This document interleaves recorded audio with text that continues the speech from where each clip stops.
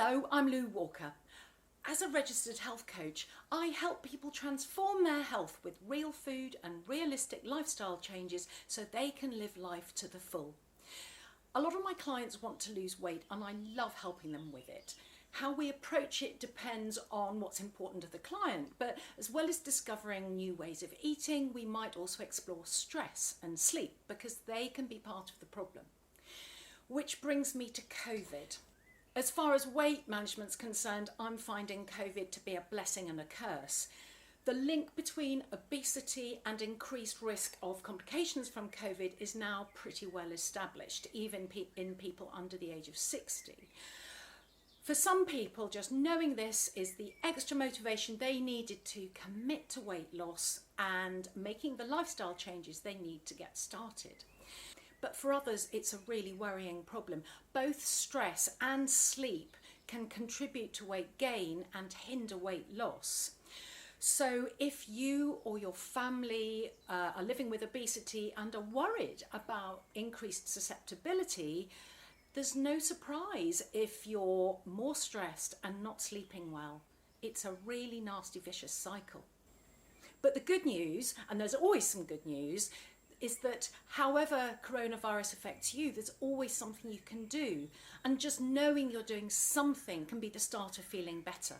Firstly, it helps to focus on the things that you can control rather than the things that you can do nothing about.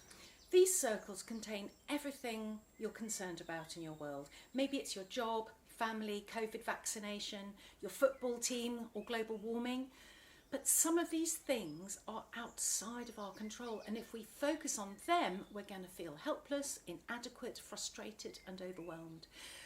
If, on the other hand, we make a conscious effort to focus on what we can control, we're more likely to feel we're making progress, empowered, productive and content.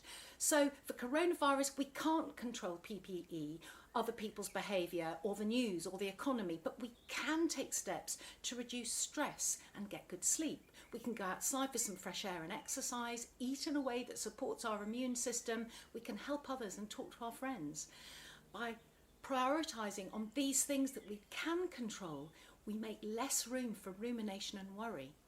It takes practice to make this a habit, but it's a useful way to change our outlook and to think more positively. My blog about this has more info. There's a link to it below and lots of other resources as well. We can also reduce stress and improve our sleep. Two huge topics, I know, but they are well worth delving into because they make such a difference. I've put some notes and resources in the notes below, and my video, Small Changes, Big Impact, has got more on both. Do what you can to cut out sugar and processed foods and to eat real food. Our bodies need this to happen, to heal and to get access to the fat we want to burn. It's another huge topic, I know, and a recurring theme in my videos, but it all starts to make sense if you know something about how sugar affects our physiology. There's more on this in my video, 10 Reasons to Ditch Sugar.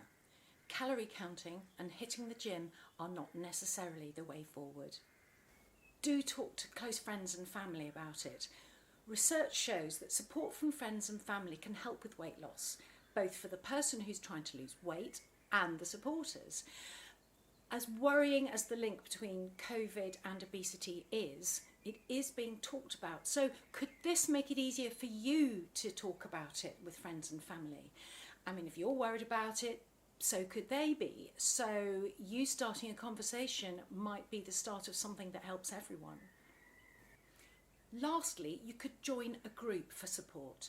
The group support element can be really useful when you're trying to develop a new habit, especially if you can't get support from friends and family. Some of the big commercial weight loss companies run support groups. The online apps have fantastic communities, and there are loads of social media groups online, or you could start your own. And I'm really encouraged by the number of GPs wanting to start healthy eating and weight loss groups, so it's definitely worth getting in touch with your surgery to see how they can help. If you'd like help with any of these things, that's what I'm here for. Just get in touch through my website. Now, I'm a health coach, but I'm not a doctor, and it always makes sense to talk to your GP before making any health changes. But really, with COVID, there's never been a better time to talk about losing weight and gaining health. If anything in this video has been useful, please do share it, give it a thumbs up, like it, and please don't forget to subscribe to the channel.